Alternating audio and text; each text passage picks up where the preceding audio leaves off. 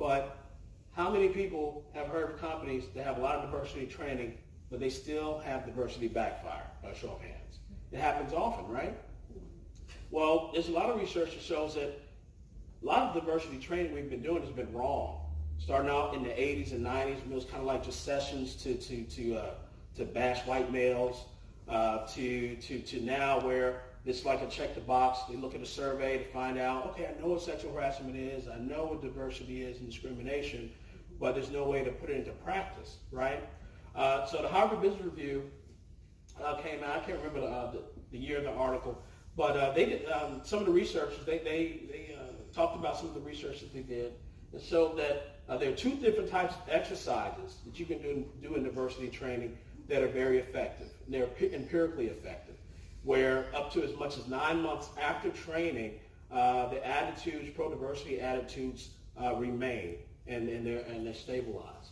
One is the perspective-taking exercise, and one is a goal-setting exercise. So what we mean by perspective-taking is that it's kind of like a project in empathy building. And it's very simple. During your diversity training, what you do is you ask your employees to write down and imagine what challenges they might face or how they might feel if they were a minority or woman working in the organization. That's simple. To kind of have them step in someone else's shoes. And just by doing that, by measuring their pro-diversity attitudes before and after, they found a significant difference in their pro-diversity attitudes that was long-standing.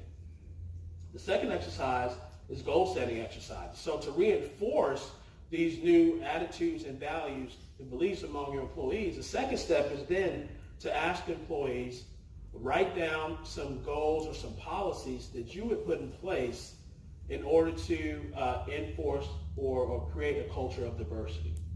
So again, it's asking the employees, what would you do? What would you think? Taking a step and putting them in the shoes of those who might face sexual harassment, face discrimination.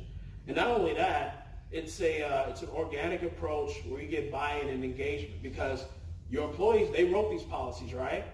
And so then, if you take an approach, you take the policies and share it back with your workforce and then discuss it, it's not anything that's going to be foreign to your employees. It's something that they're more willing to accept and be on board with. And something else that's important in these goal-setting exercises, it gives people an opportunity to think about things before they encounter them.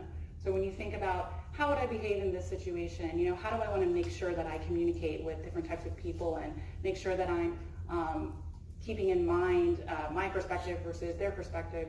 When you think about those things before you're in a situation where you have to act on them, then you have a little bit more agency and you can rely on what you've already thought through and the reasons that you think about these things and then act accordingly.